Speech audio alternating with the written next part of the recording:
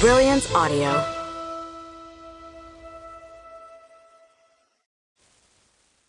Trusting Cassidy by Susan Stoker. Performed by Lucy Rivers.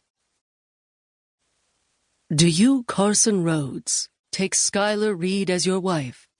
Will you love her, comfort her, honor and keep her, in sickness and health, forsaking all others, and be faithful to her for as long as you both shall live? Yes, 1,000 times, yes. Bull's response was as heartfelt as anything Gramps had ever heard. The great room of Silverstone towing was packed as everyone watched Bull and Schuyler finally get married. Gramps glanced to the left and saw Smoke and Molly waiting their turn to walk down the aisle. The ladies had agreed to have a double wedding ceremony right there at the garage. The timing was a bit rushed, as both Bull and Smoke wanted to tie the knot before they headed down to Jamaica on their next mission. The last year or so had taught all 4 Silverstone men that nothing was guaranteed in life. While they were proud of the job they did, it also came with the potential for a very high price tag: their lives. It wasn't something any of them wanted to risk, though all 4 were prepared to give up everything if it meant making the world a safer place. But now that Bull, Eagle, and Smoke had women they loved more than they could have ever imagined, their missions had taken on a different feel. Gramps sensed things would be changing for Silverstone in the very near future, and he wasn't upset about it. He was 45, and his body was letting him know in subtle, and not-so-subtle ways, that he wasn't as young as he used to be. And now Molly was expecting, and Eagle and Taylor already had a beautiful little boy. Heading off to the ends of the earth to eliminate bad guys had a hell of a lot of strings now. And the last thing any of them wanted was to have to come back to Indiana and break the news to one of the women that the love of their life hadn't returned with them. So changes were coming. But there was a big mission to complete before the team would have that conversation. Cassidy Hewitt. Gramps' stomach lurched at the thought of her name. The 2 of them went way back. He'd known her when she was a freshman in high school and he was a senior, nearly 30 years ago. Even then, he'd been drawn to her.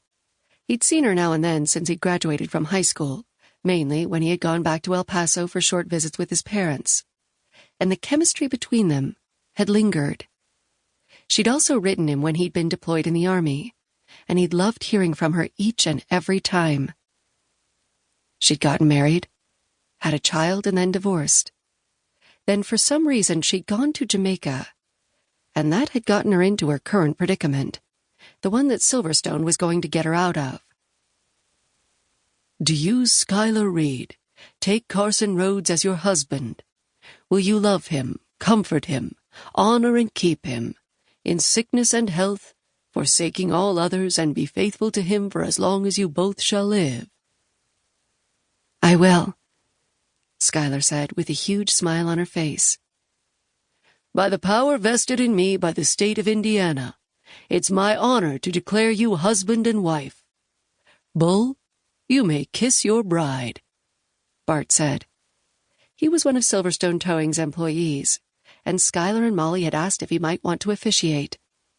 The big burly man had cried and immediately agreed.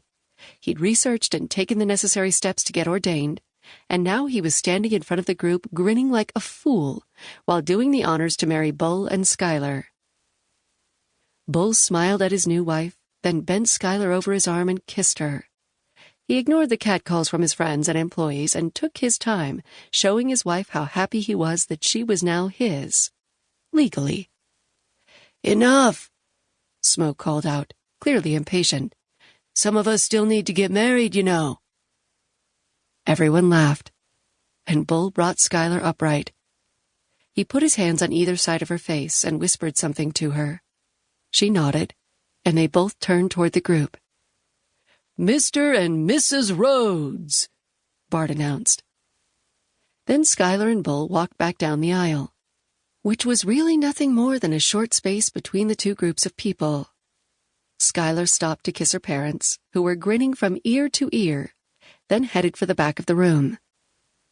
After a moment, Lee, another one of their drivers, hit play on her phone, and the wedding march once more sounded through the speakers.